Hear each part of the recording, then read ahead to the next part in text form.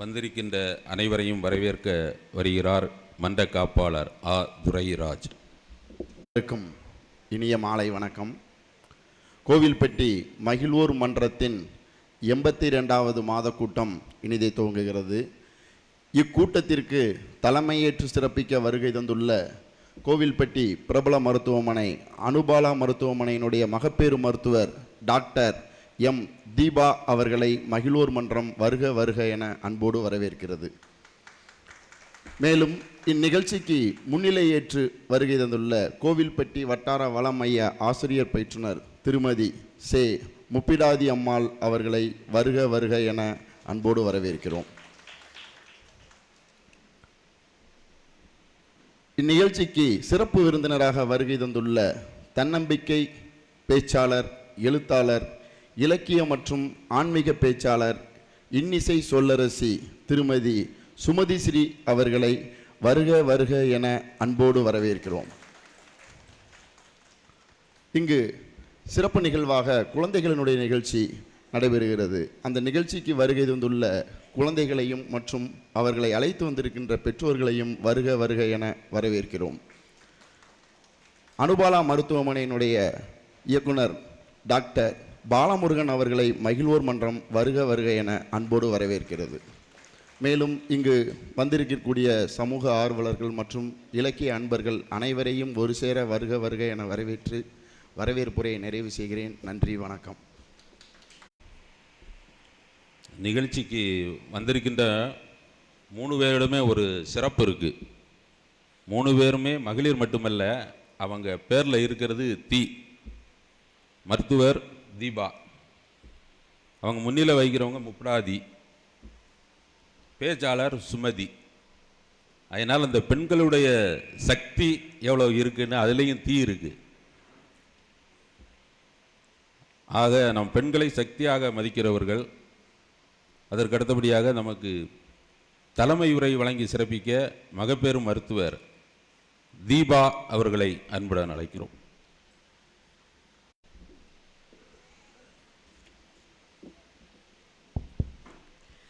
அனைவருக்கும் எனது இனிய மாலை வணக்கத்தை தெரிவித்துக் கொள்கிறேன். மற்றும் மகிழ்வோர் மன்றத்தை சிறப்பாக நடத்தி கொண்டிருக்கும் மகிழ்வோர் மன்ற குழுவினரை மற்றும் இதை சிறப்பாக நடத்தி கொண்டிருக்கும் டாக்டர் ஸ்ரீ வெங்கடேஷ் சார் அவர்களையும் எனது இனிய மாலை வணக்கத்தை தெரிவித்துக் கொள்கிறேன். மகிழ்ச்சி, நம் மனதை மகிழ்ச்சியாக வைத்துக்கொள்ள நாம் என்ன பண்ண வேண்டும்? அன்றாட பொழுது மகிழ்ச்சியாக இருக்க வேண்டும் என்றால் நாம் மூன்று அன்றாட பொழுது நாம் மகிழ்ச்சியாக வைத்து கொண்டிருக்கனால் ஒரு மனிதனுக்கு தேவைக்கேற்ற உறக்கம் வேண்டும், உடற்பயிற்சி மேற்கொள்ளும் வேண்டும். அட்லீஸ்ட் ஒரு 10 to 15 நிமிடங்கள் உடற்பயிற்சி மேற்கொள்ள வேண்டும். ஆரோக்கியமான உணவை எடுத்துக்கொள்ள வேண்டும். ஆரோக்கியமான உணவு என்றால் ஸ்பெசிஃபிக்காக சொல்லணுன்னா வாழைப்பழம், தயிர் மற்றும் பாதாம் பருப்பு, இந்த உணவுகள் மற்றும் நார்ச்சத்து மிகுந்த காய்கறிகள், இவைகளை நாம் எடுத்துக்கொள்ளும் பொழுது நம் உடலில் ஹாப்பினஸ் ஹார்மோன்ஸ் என்று சொல்லக்கூடிய சில ஹார்மோன்ஸ் இருக்குது. அது நம் உடலில் சுரந்து மகிழ்ச்சியை தூண்டுகிறது. எனவே ஒரு மனிதன் அன்றாடம் மகிழ்ச்சியாக இருப்பதற்கு தேவைக்கேற்ற உறக்கம், உடற்பயிற்சி, ஆரோக்கியமான உணவு, இவை 3ம் முக்கியம். அப்புறம் நம்ம கோபத்தை குறைத்து கொள்ள வேண்டும். தயவுசெய்து அலைபேசியை தேவைக்கு மட்டும் உபயோகித்து கொள்ளுங்கள்.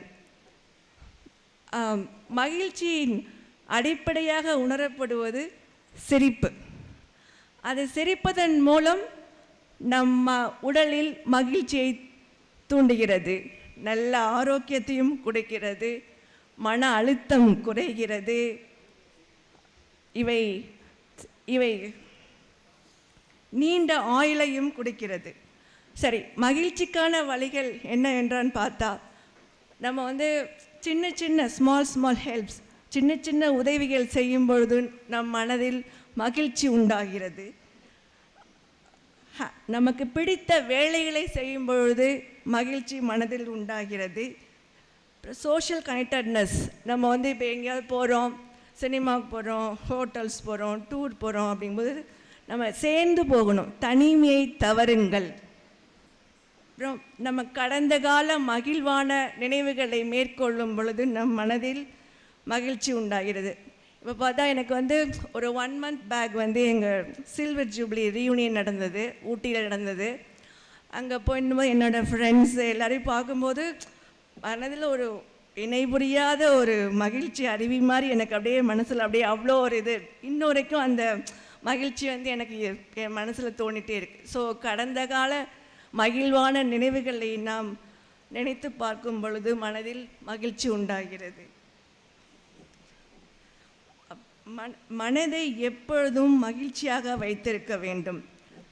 நாம் மகிழ்ச்சி என்பது, நமக்கு கிடைக்கும் மகிழ்ச்சி என்பது இடங்களை பொறுத்து மட்டும் அமைவதில்லை, நம்மோடு பயணிக்கும் மனிதர்களை பொறுத்தும் அமைகிறது. எனவே வாழ்க்கை என்பது ஒரு முறைதான், அதை மகிழ்வோடு வாழ கற்றுக்கொள்ளுங்கள். அப்போ நமக்கு மற்றும் இந்த மகிழ்ச்சியை பகிர்ந்து கொள்ள நமக்கு சிறப்பு விருந்தினராக வந்திருக்கும் திருமதி சுமதி ஸ்ரீ அவர்கள் சிறந்த பேச்சாளர், இலக்கிய ஆன்மீக பேச்சாளர், இலக்கிய ஆன்மீக எழுத்தாளர், சிறந்த பாடலாசிரியர். அவர் தனது பள்ளி பருவத்தையும் கல்லூரி பருவத்தையும் திருச்சியில் முடித்து தனது கடின உழைப்பால் இன்று அவர் இந்த உலகமெங்கும் கடந்து அவர் பேச்சு உலகமெங்கும் கடந்து அவர் பேச்சு மேலோங்கி நின்று அவர் மகிழ்வை நம்மோடு பகிர்ந்துக்க இங்கு வந்துள்ள அவரை வருக வருக என்று வரவேற்கிறேன். இத்துடன் அவரை வரவேற்று என் உரையை முடித்துக் கொள்கிறேன். நன்றி, வணக்கம். வழங்கி சிறப்பித்த டாக்டர் தீபா அவர்களுக்கு மயிலூர் மன்றத்தின் சார்பாக நன்றியை தெரிவித்துக் கொள்கிறோம்.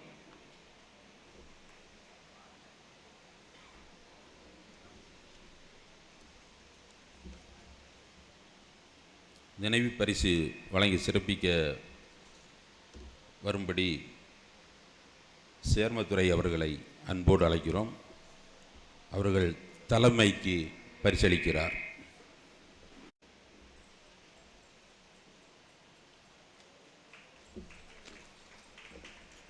மன்ற காப்பாளர் சேர்மத்துறை அவர்கள் முன்னிலை வகிக்கின்ற ஆசிரியர் பயிற்றுனர் அவர்களுக்கு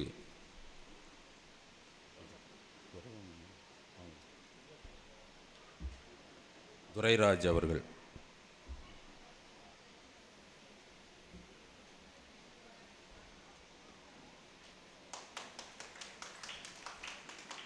மகிழ்வுரை வழங்கி சிறப்பிக்க வந்திருக்கின்ற பேச்சாளர் சுமதி ஸ்ரீ அவர்களுக்கு மன்ற காப்பாளர் செல்வின் அவர்கள் நினைவு பரிசு வழங்கி சிறப்பிக்கின்றார்.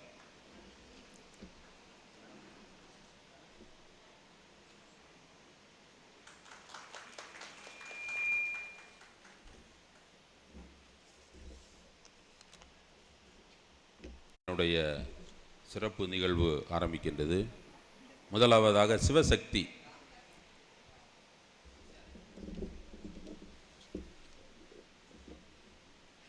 தமிழே, உன் பெயரால் ஊர்ந்தெடுத்து ஓடுகிறேன் நதியாக, கலப்புக்கும் நீயே கடலாகிய நான், உண்ணுவதும் முன்னையே உயிர்ப்பதும் முன்னையே, எண்ணுவதும் முன்னையே எழுதுவதும் முன்னையே, என்னை முழுதாய் ஆட்கொண்ட என் தமிழ் அன்னைக்கு முதல் வணக்கம்.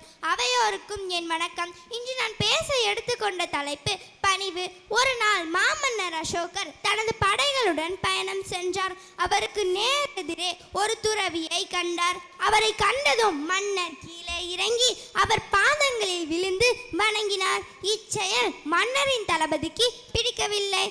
அரண்மனையை அடைந்தரும் மன்னரிடம், மன்னா, நாட்டுடைய அரசராகிய நீங்கள் ஒன்றுமில்லாத பரதேசியின் காலில் விழுவது சரிதானா என்று கேட்டார். அதற்கு மன்னர் பதில் ஏதும் கூறாமல் ஒரு ஆட்டின் தலையும் ஒரு புலியின் தலையும் ஒரு மனிதனின் தலையும் கொண்டு வாருங்கள் என்று ஆணையிட்டார். 3 தலைகளும் கொண்டு வரப்படுகின்றன. இதை 3ஐயும் சந்தையில் விற்று வாருங்கள் என்று கூறுகிறார். ஆட்டின் தலையானது சந்தைக்கு எடுத்து சென்ற மறுகணமே விற்றுவிட்டது. புலியின் தலையை வாங்க அனைவரும் யோசித்தனர். இறுதியில் வேட்டைக்காரன் ஒருவன் தனது வீட்டின் சுவரை அலங்கரிப்பதற்காக வாங்கி சென்றான். ஆனால் மனிதனின் தலையை பார்த்ததும் அனைவரும் வெகுண்டு ஓடினர்.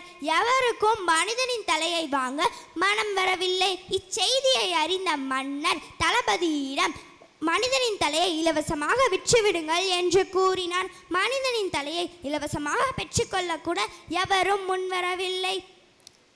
தளபதி மன்னரிடம், மன்னா, மனிதனின் தலையை இலவசமாக பெற்றுக்கொள்ளக்கூட எவரும் முன்வரவில்லை என்று கூறினார். அதற்கு மன்னர், ஒரு உடலில் உயிர் இருக்கும் போதுதான் அந்த உடலுக்கு மதிப்பு இருக்கு.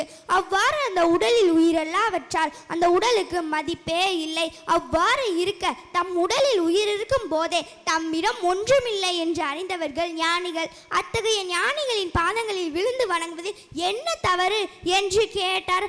ஆகவே மாணவர்கள் ஆகிய நாம் பெற்றோர்களிடமும் ஆசிரியர்களிடமும் பணிவுடன் நடந்து கொள்வோம் என்று கூறி என் உரையை முடித்துக் கொள்கிறேன். நன்றி, வணக்கம். அருமை அருமை. நினைப்பவர்களை கேட்டுக்கொள்கிறோம். அதைத் தொடர்ந்து தர்சிகா.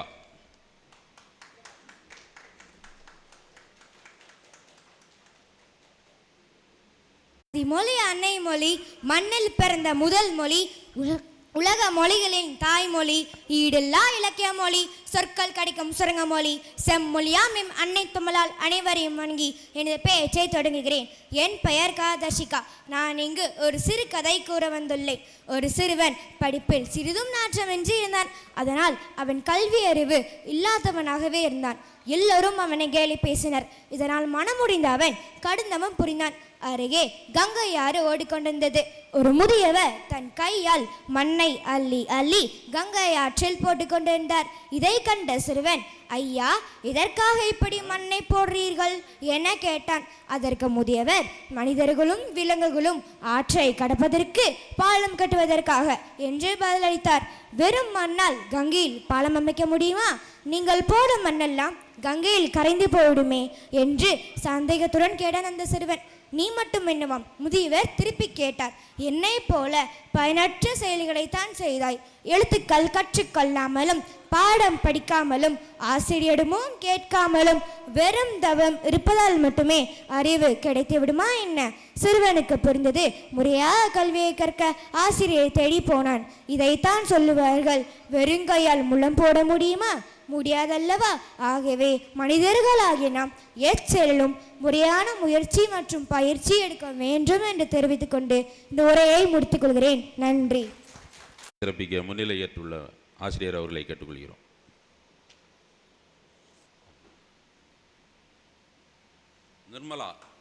நிர்மலா.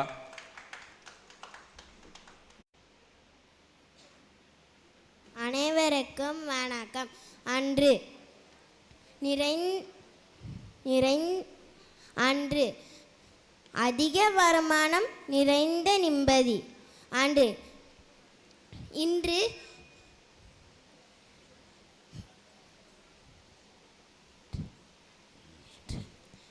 கைவீசி நடந்தோம், இன்று கைபேசி நடக்கிறோம். அன்று கைவீசி நன்றோம், இன்று கைபேசி நடக்கிறோம். அன்று படித்தால் வேலை, இன்று படிப்பதே வேலை. அன்று ஓடினோம் வயிற்றை நிறைக்க, இன்று ஓடினோம் வயிற்றை குறைக்க. அன்று உணவே மறந்து, இன்று மனவே உணவு. நன்றி. சிறப்பு. ஹரிதா மதுஸ்ரீ.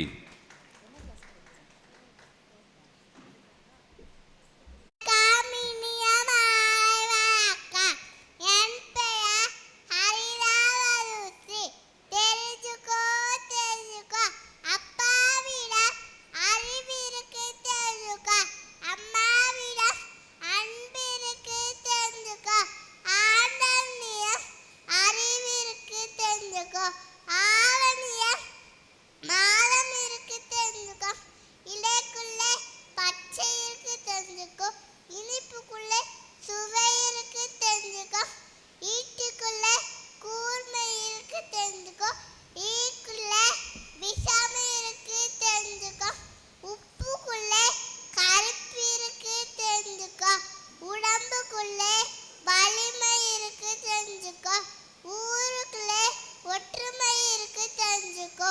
ஊசியில போட்டை இருக்கு தெரிஞ்சுக்கோ.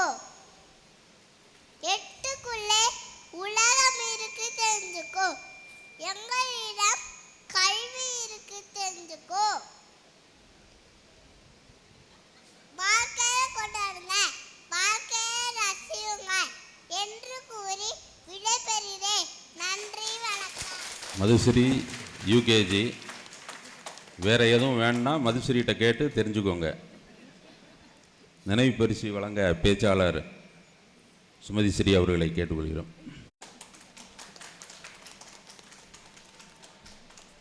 பொன்சாய் சரண்.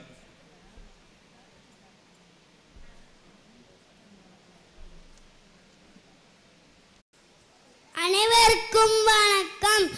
அவை 4 கோடி பாடகின் சிறுவரிகள் மதியாதர் முற்றம் மதித்தொருள் காடு சென்று விதியாமை கோடி பெறும் உன்னீர் உன்னீர் என்று உபசரியார் தம்மனையில் உண்ணாமை கோடி பெறும் கோடு கொடுப்பினம் குடிப்பிறந்தால் தம்முடனே கூடுதலே கோடி பெறும் கோடான கோடி கொடுப்பினம் தம்முடனே கோடாமை கோடி பெறும் பொருள் தம்மை மதிக்காதார் வீட்டிற்கும் விருந்தோபல் செய்யாதார் வீட்டிற்கும் போகாமல் இருப்பது கோடு செல்வம் பெற்றது போல ஆகும்.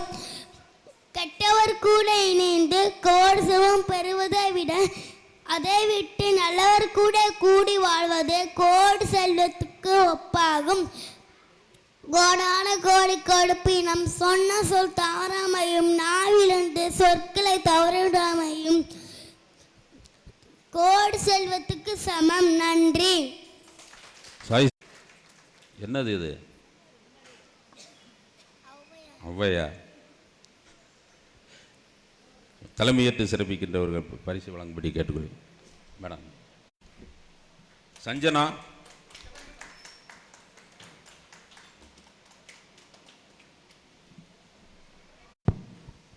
அனைவருக்கும் என் இனிய காலை வணக்கம். என் பெயர் சே சஞ்சனா.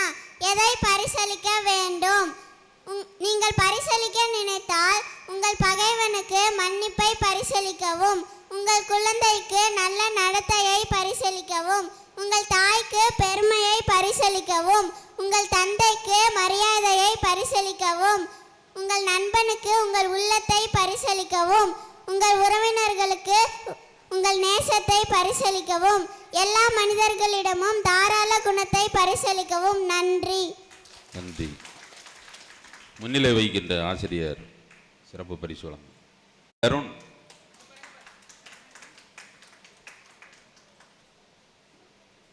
மாலை வணக்கம். என் பெயர் ஸ்ரீதருண். எல்லாரும் பழக்கத்தை சொன்னால் கேள்விப்பட்டிருப்போம். அது எல்லார்கிட்டையும் இருக்கு.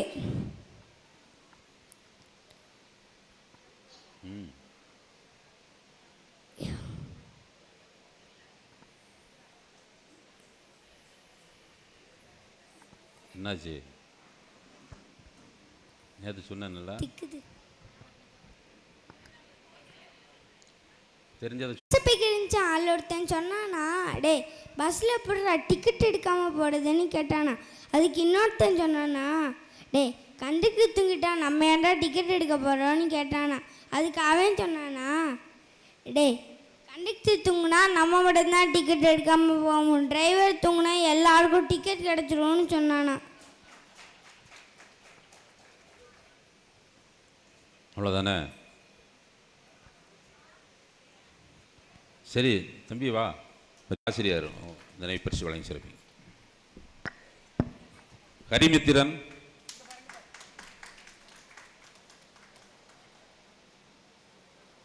வணக்கம். சிந்தனை. காயங்கள் இல்லாமல் கனவு காணலாம், ஆனால் வலிகள் இல்லாமல் வெற்றி காண முடியாது.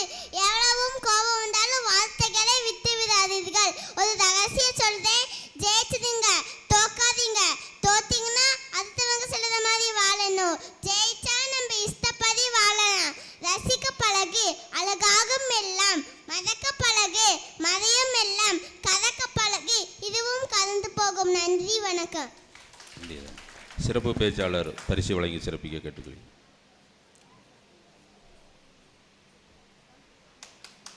ராஜமீரா. அனைவருக்கும் மாலை வணக்கம். ஒரு காட்டுக்குள்ள 3 நண்பர்கள் போய்கிட்டு இருந்தாங்களாம். திடீர்னு ஒரு புலி வந்துருச்சான். முதல் நண்பன் சொன்னானா, அந்த புலி நம்மளை கொன்று தின்ன போகிறது அப்படின்னு பயந்து போய் நின்ட்டானா.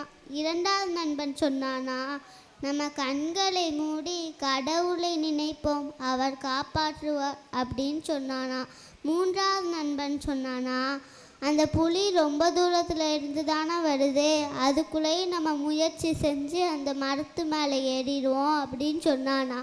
ஆனால் இந்த 2 நண்பர்களும் வரவே இல்லையா. அவன் மட்டும் மரத்து மேலே ஏறி உயிர் தப்பிக்கிட்டானா.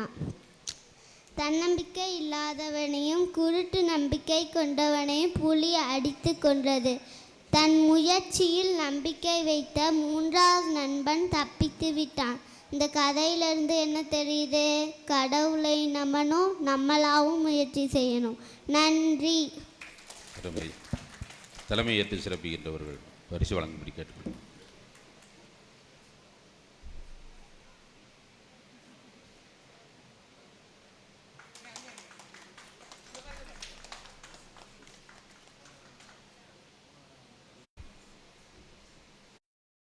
அவையோர் அனைவருக்கும் என் இனிய மாலை வணக்கம்.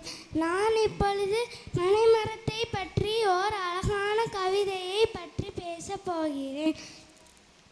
என் பெயர் ஜெசிகா. சிறிது காது கொடுத்து கேளுங்களேன். ஏன் வளர்ந்தாய் பனைமரமே ஏன் வளர்ந்தாய், ஏன் வளர்ந்தாய் பனைமரமே ஏன் வளர்ந்தாய், நான் வளர்ந்த காரியத்தை நானே சொல்லுகிறேன், நான் வளர்ந்த காரியத்தை நானே சொல்லுகிறேன். பாராமுகம் இல்லாமல் பச்சமுடன் கேட்டிடுங்கள், பாராமுகம் இல்லாமல் பச்சமுடன் கேட்டிடுங்கள். படுக்கப்பாய் நானாவேன் பாய் முடைய தோப்பாவேன், படுக்கப்பாய் நானாவேன் பாய் முடைய தோப்பாவேன். வெட்ட நல்ல விறகாவேன் வீடு கட்ட வாரியாவேன், வெட்ட நல்ல விறகாவேன் வீடு கட்ட வாரியாவேன்.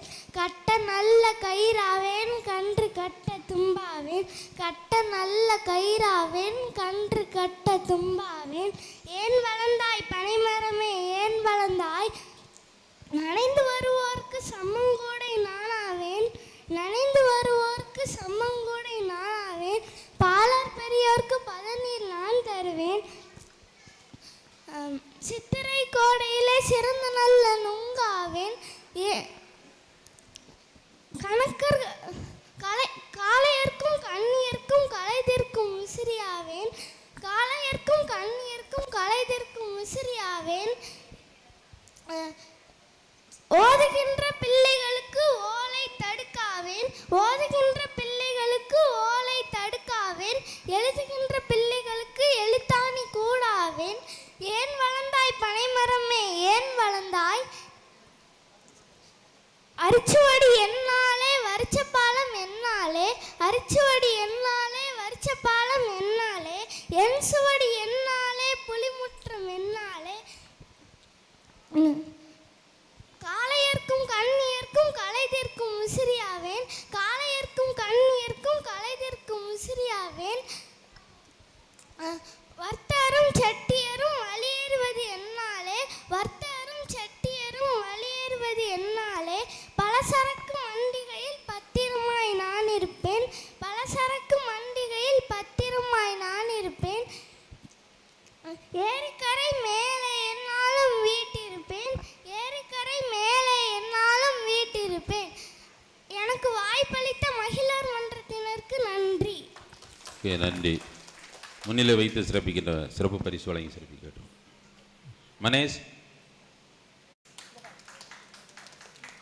மனேஷ்.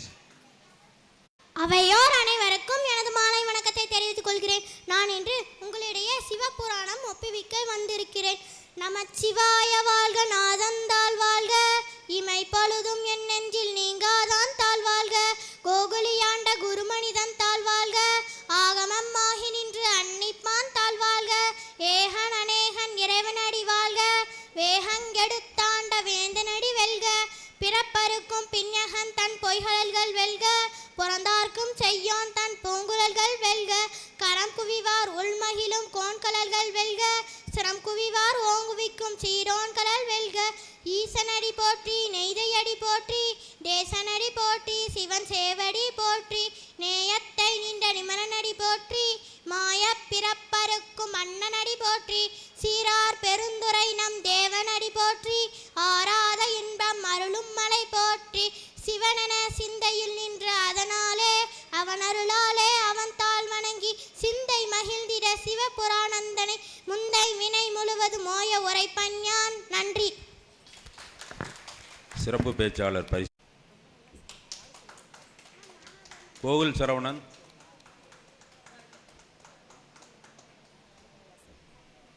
இனிய மாலை வணக்கம். 2 பேர் பேசிக்கிட்டாங்களா. ஒருத்தவங்க சொல்கிறாங்க, எங்கே உங்கள் மகளை காணும். அதுக்கு அவங்க சொல்கிறாங்க, என் மகளும் கரண்டும் ஒன்று. ஏன் அவ்வளவு சுறுசுறுப்பாக இல்லை, 2மே வீட்டிலையே இருக்கிறதே இல்லை. 2 பேர் பேசிக்கிட்டாங்களாம். ஒருத்தவங்க சொல்கிறாங்க, ஹலோ யார் பேசுகிறது? நான் செல்லம்மா பேசுகிறேன். இன்னொருத்தவங்க சொல்கிறாங்க, நான் மட்டும் என்ன கோபமாக பேசுகிறேன், பேரை சொல்லுங்கள். 2 பேர் பேசிக்கிட்டாங்களாம். ஒருத்தவங்க சொல்கிறாங்க, அந்த காலத்துலலாம் ஒரே ஒரு மிருகம்தான் துப்பாக்கி வந்துருச்சு. அது எந்த மிருகம்னு தெரியுமாடா? தெரிலடா, நீயே சொல்லு. இது கூடவா தெரியாது? டிராகன் தான். நன்றி, வணக்கம். தலைமை ஏற்று சிறப்பிக்கின்ற சிறப்பு பரிசு வழங்கும் தனுஷியா.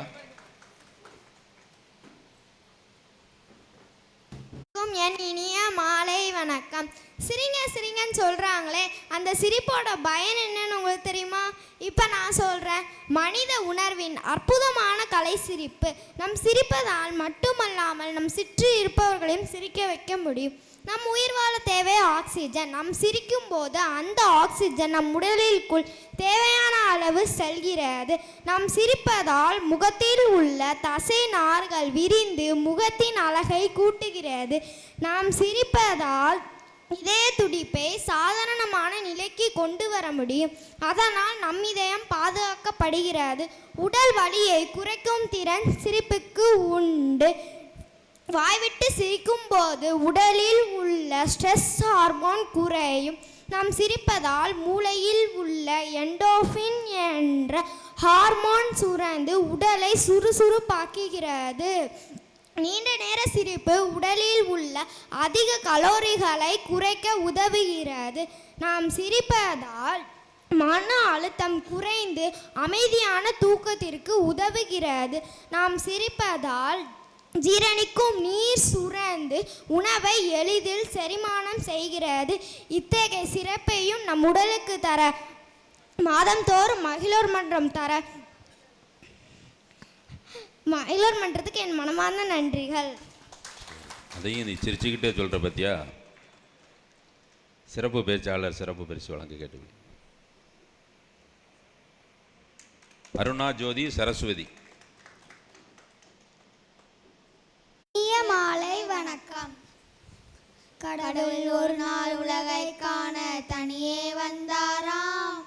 கண்ணில் கண்ட மனிதனை எல்லாம் நலமா என்றாராம். கடவுள் ஒரு நாள் உலகை காண தனியே வந்தாராம். கண்ணில் கண்ட மனிதனை எல்லாம் நலமா என்றாராம்.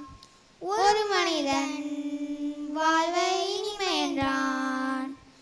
ஒரு மனிதன் அதுவே கொடுமை என்றான். படைத்தவனோ உடனே சிரித்து விட்டான். கடவுள் ஒரு நாள் உலகை காண தனியே வந்தாராம். கண்ணில் கண்ட மனிதனை எல்லாம் நலமா என்றாராம். கள்ளமில்லா பிள்ளை உள்ளம் நான் தந்தது.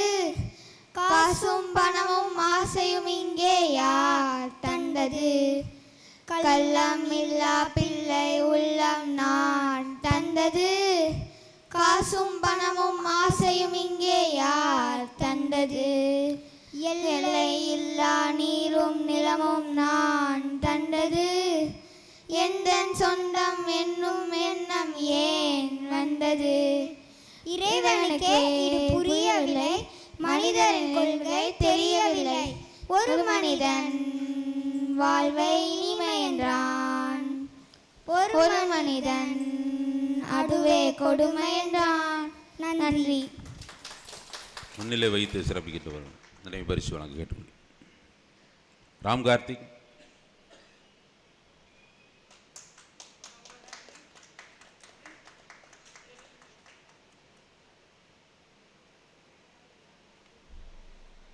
நான் இன்று முயற்சி என்ற தலைப்பில் பேச வந்துள்ளேன். நண்பா, நீ வெற்றிக்காக போராடும் போது இந்த உலகம் சொல்லும் வீண் முயற்சி. ஆனால் நீ வெற்றி பெறும் போது அதே உலகம் சொல்லும் விடாமுயற்சி. நம்ம ஸ்கூலில் ரன்னிங் ரேஸ் வச்சா எல்லாருக்கும் ஒரே ஆசை தான், அது நம்ம தான் ஃபஸ்ட்டாக வரணும். அதுக்கு நம்ம ஆசை மட்டும் இருக்கக்கூடாது, நம்ம முயற்சி பண்ணணும், அதுக்கான தகுதியாகவும் இருக்கணும். நம்ம ஸ்கூலில் ஓடுறதும் ஒலிம்பிக்கில் ஓடுறதும் என்ன வித்தியாசம்? நம்ம ஸ்கூலில் ஓடணும்னா கொஞ்சம் முயற்சி எடுக்க அது தகுதியானதாக இருக்கணும். இதே நம்ம ஒலிம்பிக்கில் ஓடணும்னா நிறைய பயிற்சி எடுக்கணும், அதுக்கான தகுதியாகவும் இருக்கணுங்க. முற்றுப்புள்ளியில் கூட 3 வாட்டி புள்ளிகள் வச்சா அது தொடர்ச்சியாகிவிடும். அதே போல தான் நம்மளோட வாழ்க்கையும் நம்ம முயற்சி செய்தால் நம்மளோட வாழ்க்கையும் முன்னேறிட்டு போகும். நண்பா, உன்னால் முடிய வரைக்கும் முயற்சி செய். உன்னால் முடிய வைக்கல, நீ நினச்ச வரைக்கும் முயற்சி செய். அனைவருக்கும் நன்றி, வணக்கம்.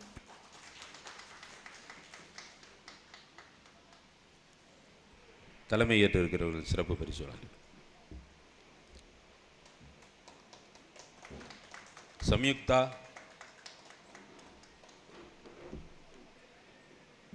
வணக்கம். நான் இப்பொழுது ஒரு சிறுகதை கூற வந்துள்ளேன். ஒரே ராசியை சேர்ந்த 2 பெண்களுக்கு ஒருத்தர் ஜோசியம் சொன்னாராம். வடக்கு திசையை நோக்கி பயணப்படுங்க, உங்களுக்கு 65 கிலோ எடையுள்ள ஒரு புதையல் கிடைக்கும்னு சொன்னார். உடனே அதை நம்பிட்டு அந்த 2 பெண்களும் வடக்கு திசையை நோக்கி பயணத்தை ஆரம்பிக்கிறாங்க. அப்போ பார்த்தா அந்த வழியில் 65 கிலோ எடையுள்ள தங்க மூட்டைகள் கிடக்குதான். அதை பார்த்துட்டு ஒரு பொண்ணு, இதுதான் அந்த புதையல், இது எனக்கு தான் சொந்தம்னு எடுத்துகிட்டு போயிடுறாங்க. மற்றொரு பொண்ணு ஏமாற்றத்துடன் நீண்ட நாட்கள் அந்த வடக்கு திசையிலேயே பயணப்படுறாங்க. அப்போ பார்த்தா அந்த நாட்டுடைய இளவரசன் அந்த பெண் மேலே காதல் கொண்டு திருமணம் செஞ்சுக்கிறாங்க. விஷயம் என்னன்னா, அந்த இளவரசனுடைய எடையும் அதே 65 கிலோ தான். இந்த கதைப்படி ஜோதிடம் உண்மைதான். கடவுள் புதையல் கிடைக்கும் தான் சொல்லியிருக்காரு. அந்த புதையலை வைத்து நம்ம ஒரு நாட்டில் பணக்காரனாக வாழ போகிறோமா இல்லைன்னா அந்த நாட்டையே ஆள போகிறோமான்னு நம்மளுடைய தெளிவான முடிவுகளும் தெளிவான யோசனைகளும் தான் ஆகும். நன்றி, வணக்கம். முன்னிலை வைக்கின்றவர்கள் நினைவு பரிசு வழங்கப்படுகிறது. சாய் ஜித்தேஷ்.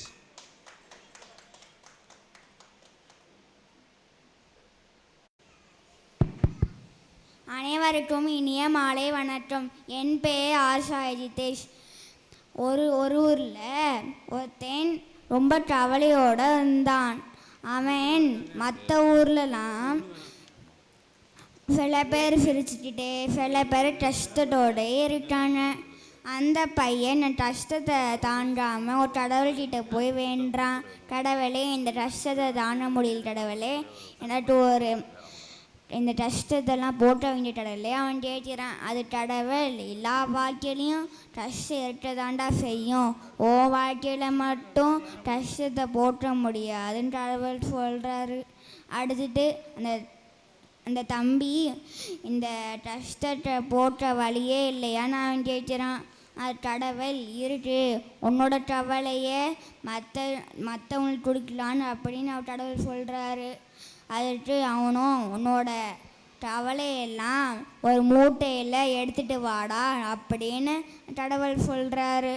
அவனும் கடவுள் சொல்கிற பேச்சை கேட்டுட்டு நாளைக்கு அந்த மூட்டையை எடுத்துகிட்டு வரான். அதுக்கு அவன் கோயிலுக்கு போய் பார்த்தா நிறையா பேர் அவன் கவலையை தாண்டாமல் அந்த பெரிய பெரிய மூட்டையெல்லாம் எடுத்துகிட்டு வரான்னு. ஆனால் அந்த மூட்டையெல்லாம் அவ்வளோ பெருசாக இருக்குது. ஆனால் அந்த தம்பி கொண்டு வந்தது சின்னதாக தான் இருக்குது. அதுக்கு அவன் சொன்னான், என்னடா அது எல்லாருமே பெருசாக மூட்டை கொண்டு வந்துருக்காங்க, நான் போய் சின்னதாக கொடுத்து பெருசாடா வழியை புரிஞ்சுட்டேன் அப்படின்னு சொல்லிட்டு அவன் என்னோட வாழ்க்கை பிரச்சனையை நானே பார்த்துக்கிறேன்டான்னு சொல்லிட்டு அவன் போயிட்டான். இந்த கதையை ஒரு கருத்து என்னென்னா, எல்லா வாழ்க்கையிலையும் பிரச்சனை கஷ்டம் இல்லாமல் இருக்கதான் செய்யும். அதை நம்ம கஷ்டப்பட்டு தாண்டி ஒவ்வொரு நேரமும் சிரிச்சுக்கிட்டு சந்தோஷமாக வாழணும். நன்றி. தலைமை நினைவு பரிசு வழங்கும்படி கேட்கிறேன். சத்யரூபிணி.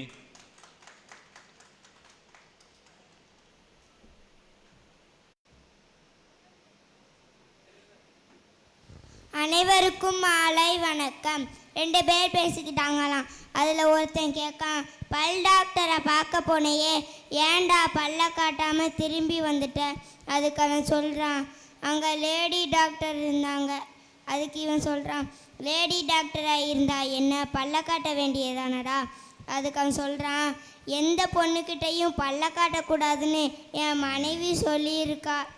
அப்பாவும் பையனும் பேசிக்கிட்டாங்களாம். அப்பாவும் மகனும் பேசிக்கிட்டாங்களாம்.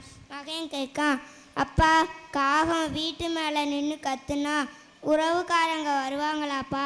அதுக்கு அப்பா சொல்கிறாங்க, ஆமாடா, கண்டிப்பாக வருவாங்க. அதுக்கு மகன் கேட்கான், அவங்க கிளம்பி போகணும்னா? அதுக்கு அப்பா சொல்கிறாங்க, உங்கள் அம்மா கத்தணும்டா. 2 ஃப்ரெண்ட்ஸ் பேசிக்கிட்டாங்களாம். அதில் ஒரு ஃப்ரெண்ட் சொல்கிறான், பூக்காரி பெண்ணை கல்யாணம் பண்ணது தப்பாக போச்சு. அதுக்கு 2வது ஃப்ரெண்ட் கேட்கான், ஏன்டா? அதுக்கு மொதல் ஃப்ரெண்ட் சொல்கிறான், தினமும் காலையில் தண்ணி தொளிச்சு எழுப்புறாடா. டாக்டரும் பேஷண்ட்டும் பேசிக்கிட்டாங்களாம். டாக்டர் கேட்காங்க, எப்படி வாயெல்லாம் புண்ணாச்சு? அதுக்கு பேஷண்ட் சொல்கிறாங்க, பத்திரிக்கையில் சுட சுட செய்தி படித்தேன் டாக்டர்.